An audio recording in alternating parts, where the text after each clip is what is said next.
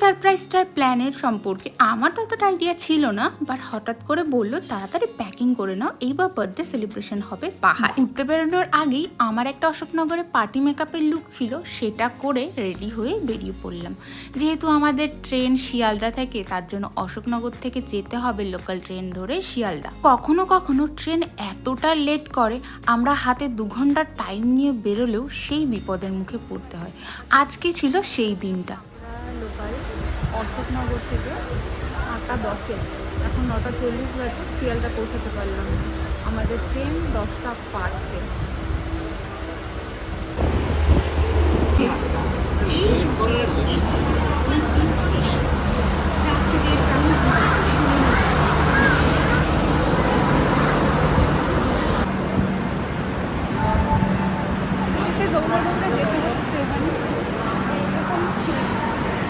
এতটা লেট করে ট্রেন,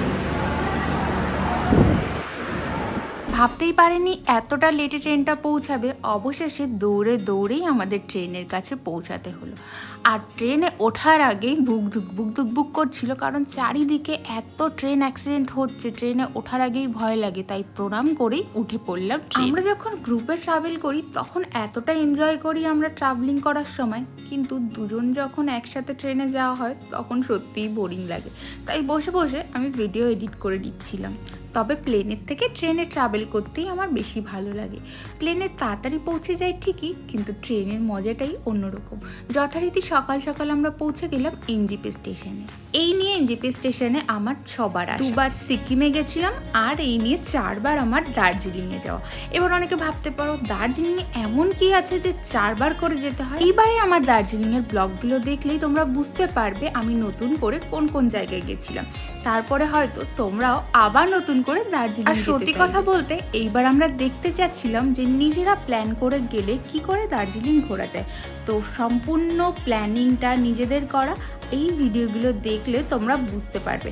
তাই আমরা একটা গাড়ি বুক করে উঠে পড়লাম। আমরা প্রথম দিন যাব মিরিক হয়ে।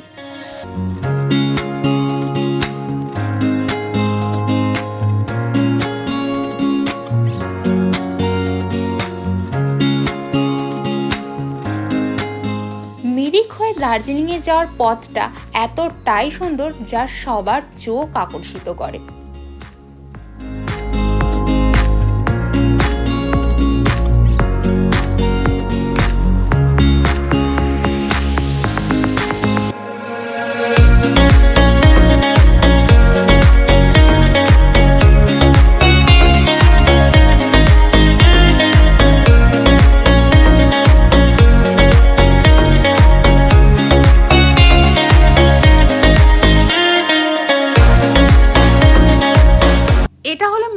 ওঠার পথে ফার্স্ট ভিউ পয়েন্ট।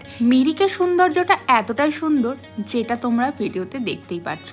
অনেকে দার্জিলিং থেকে ফেরার পথে মিরিক হয়ে আসে, আবার অনেকে বা দার্জিলিংয়ে ওঠার সময় মিরিক হয়ে যায়। আমরা আগে যতবার মিরিক গেছি সববারই ফেরার পথে মিরিক হয়ে ঘুরে এসেছি।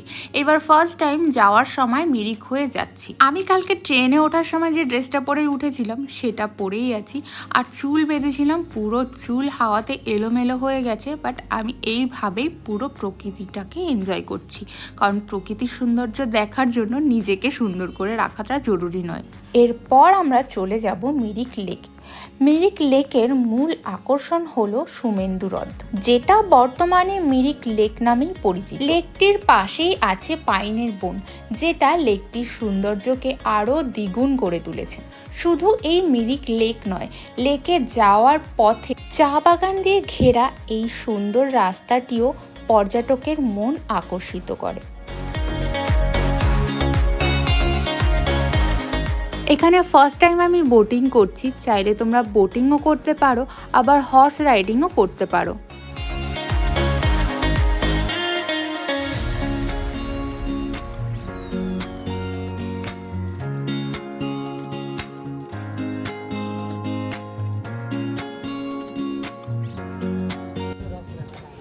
কালকে রেডি হয়ে বেরিয়েছি, আর এখনো পর্যন্ত হোটেলে পৌঁছাতে পারিনি। এখন আমরা আছি মিরিকে। তো এখানে দেখার তেমন কিছু আর নেই, কারণ এটা হচ্ছে 4th টাইম আমরা এলাম। আগেও এসেছি, এখন আবার নতুন করে দেখার বা দেখানোর মতন কিছু নেই। যারা এসছে অবশ্যই মিরিক সম্পর্কে জানো। তো চলো কন্টিনিউ করো আমার ব্লগে, দেখতে থাকো। কালকে ট্রেনে উঠেছি, সেইভাবে এই অবস্থা, মুখে ফেস ওয়াশও করিনি। মুখটাকে প্লিজ ইগনোর করো, কারণ পুরো পেতনির মতন দেখতে লাগছে। অনেকে বলে বর্ষায় পাহাড়ের রূপ আলাদা হয়, আজকে তোমরা নিজের চোখেই দেখে নাও। আমরা এসেছিলাম তখন বৃষ্টি ঠিক পড়ছিল না, বাট মেঘের খেলা পুরো পাহাড় জুড়ে হচ্ছিল। আমার যেহেতু 14ই আগস্ট বার্থডে, তো আমরা আমার বার্থডের দিনই পৌঁছেছিলাম দার্জিলিংয়ে। আর এই দিন দৃশ্যটা যে এত সুন্দর পাবো সেটা সত্যি এক্সপেক্টই করিনি।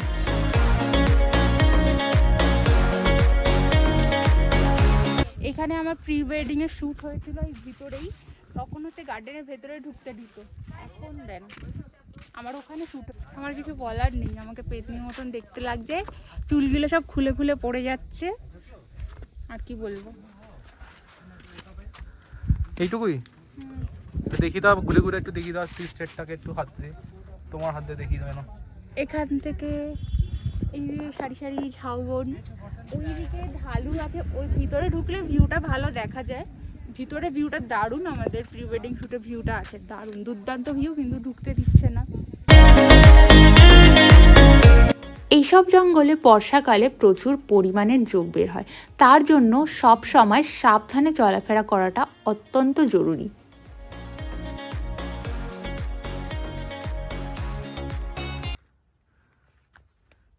এই জঙ্গলে ভূত আছে, ভূত ভূত। পেছন দিকে ওই দিকে দেখো কি সুন্দর লাগছে।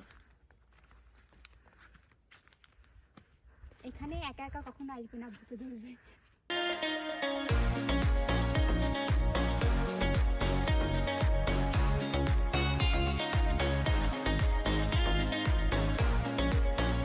ম্যাগি খেতে এসেছি এখন।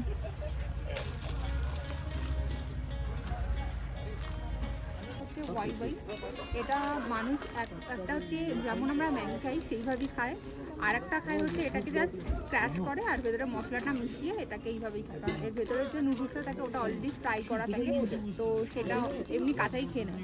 আর এটা হচ্ছে নেপালের মানে ফেমাস একটা নুডলস, ওয়াই ওয়াই। মেঘ, পাহাড় আর রোদ সব খেলা করছে। Happy birthday to me.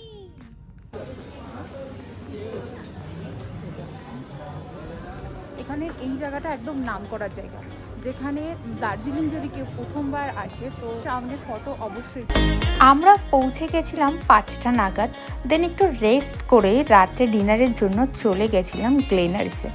আগে যতবারই এখানে এসেছি ততবারই বেকারি আইটেমগুলো ট্রাই করা হলেও ব্রেকফাস্ট বা ডিনার এখানে কিছুই করিনি।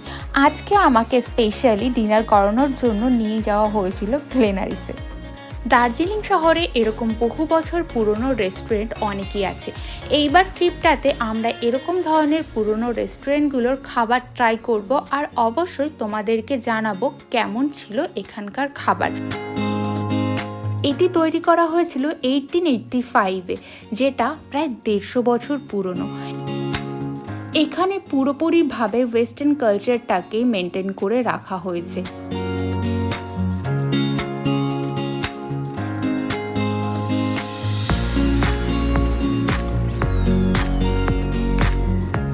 কিন্তু এখানকার খাবারের রিভিউ আমি অনেকটা ভালো পেয়েছিলাম, বাট আমাদের রাতের ডিনারটা একদমই পছন্দ হয়নি। তবে মর্নিং ব্রেকফাস্ট আর বাদবাকি জিনিসগুলো বেস্ট ছিল, সেটা পরের ভিডিওতে তোমাদেরকে শেয়ার করে দেব। তবে রাতে এই গান শুনতে শুনতে খাবার মজাটা একটু অন্যরকম ছিল। এখানে যেহেতু ওয়েস্টার্ন কালচারটাকে মেনটেন করা হয়, তার জন্য ছেলেটি ইংলিশ গানই করছিল, কিন্তু গানটা দুর্দান্ত ছিল। কপিরাইট খাবে বলে আমি আর তোমাদের সঙ্গে গানটাকে শেয়ার করলাম না। এইবার ট্রিপের অনেকগুলো সুন্দর সুন্দর পার্ট আসতে চলেছে, সবাই আমার পাশে থেকো। বার্থডে উইশ অবশ্যই করো, আর চ্যানেলটিকে সাবস্ক্রাইব করতে ভুলো না কিন্তু। চলো আজকের জন্য টাটা।